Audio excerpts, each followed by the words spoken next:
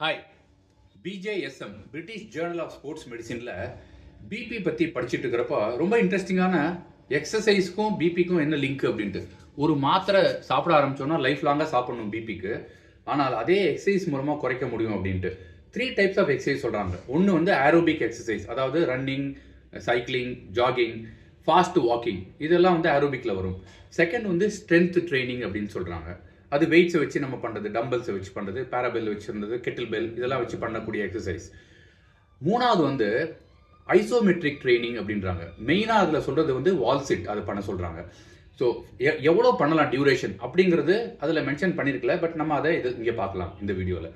First வந்து நீங்கள் running பண்ணுறீங்கன்னா 3 days பண்ணுங்கள் ரன்னிங், ஆல்டர்னேட் டேஸ் பண்ணுங்கள். இப்போ வந்து Tuesday, Thursday, Sunday you do running. அந்த ரன்னிங் வந்து இட் கேன் பி நிறைய வேரியேஷன்ஸ் இருக்குது. அதில் ஸ்லோ ரன்னிங் பண்ணலாம். 80% ஆஃப் ரன்னிங் ஸ்லோ பண்ணுங்கள். அப்புறமா வந்து 20% வந்து அந்த ஃபாஸ்ட் ரன்னிங் பண்ணுங்கள். ஸோ லங்ஸ் உங்களுக்கு நல்லா இம்ப்ரூவ் ஆகும்.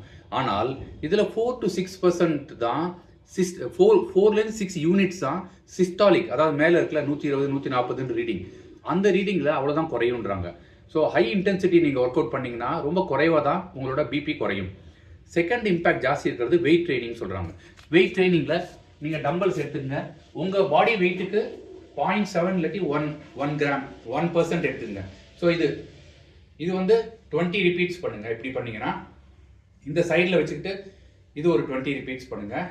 அப்புறம் மேலே தூக்கிக்கிட்டு இந்த ஆக்டிவிட்டி 20 ரிப்பீட்ஸ் பண்ணுங்கள்.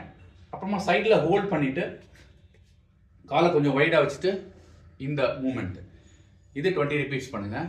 அதுக்கப்புறமா ஒரு காலை பின்னாடி வச்சுட்டு இது.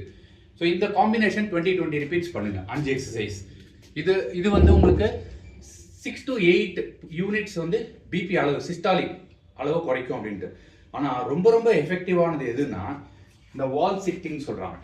இப்படி நீங்கள் 90 டிகிரி, இந்த காலு முன்னாடி, இந்த முட்டி முன்னாடி போகக்கூடாது, இது 90, இது கீழே, இப்படி இந்த பொசிஷனில் உட்காந்துருக்கிறது.